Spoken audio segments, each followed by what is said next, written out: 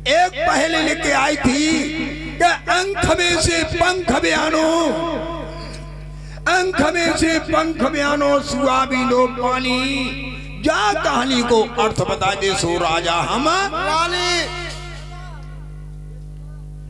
वहां पर बड़े बड़े राजा लोग इस पहेली का अर्थ बताने के लिए गए थे, मगर किसी से अर्थ नहीं बता, तो उन्हें बंदी बना करके वो जेल खाने में डलवा देते। वहां पर हजारों राजा लोग बंदी पड़े हुए थे।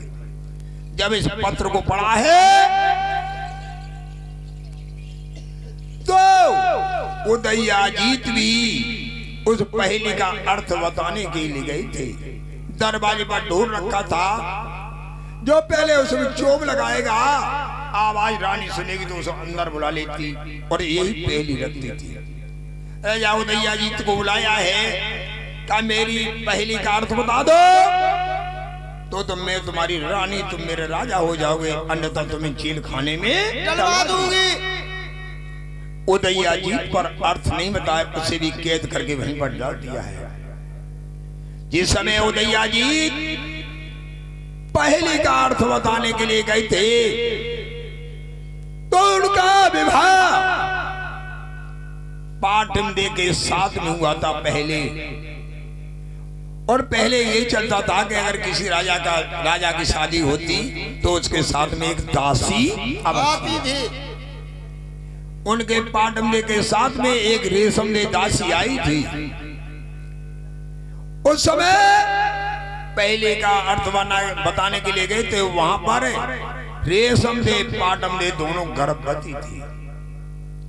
और पहले ये चलता था कि जो बड़ा पुत्र होता वही राज्य का अधिकारी होता था। जैसे राम थे चारों भाइयों में, तो राज्य उनको मिलना था। जिस समय वो कैद पड़े हुए थे, पहले पुत्र पाटमदे के पैदा हुआ था जगरदेव। उसका नाई बहुत बड़ा बूढ़ा था।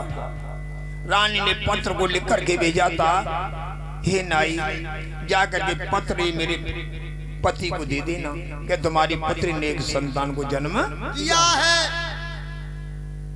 वही नाई रास्ते में बीमार पड़ जाता है।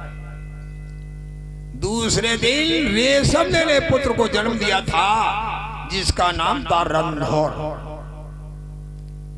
उसका नाई इष्टपुष्ट था, रास्ते में कभी नहीं रुका, सीधा जाकर के उदयाजीत से मिला है। कहा, महाराज तुम्हारी छोटी वाली रानी रेशमदे ने एक पुत्र को जन्म दिया है।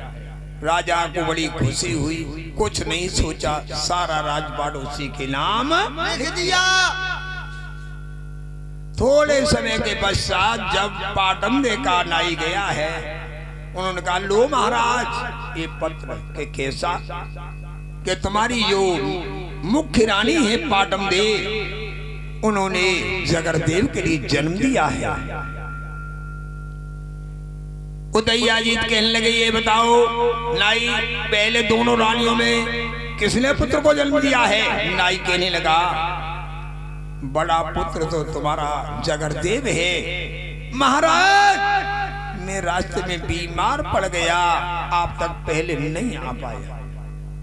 आज राजा विचार करने लगा है, राज तो मेरे जगरदेव के लिए होना चाहिए, मत छोटे को मैंने लिख दिया, अब मैं क्या कर सकता हूं।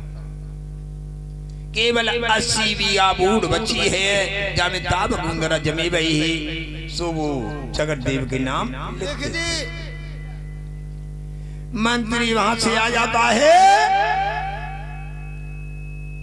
तो जो रानी थी उसे बड़ा दुख था कि उसके पति महाराज बंदी पड़े हुए थे। दासी के लिए कोई दुख नहीं था। इसी खुशी में रणधौर ने, क्योंकि वो नौहरा नगरी का राजा हो जाता, उसने यज्ञ रचा है। सभी देश विदेशों के लिए निमंत्रण भेजा है कि सभी राजा लोग आकर के मेरे यज्ञ में शामिल हों। और एक पत्र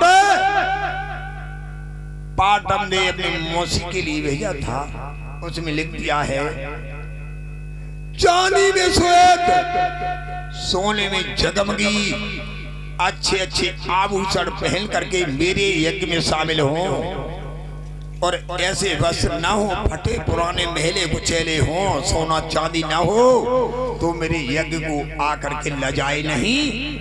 और आ भी गई इस महल में तो उसे घुड़सार में डलवा दूंगा, क्योंकि उसे अहंकार हो गया, वो वहां का राजा हो गया। इधर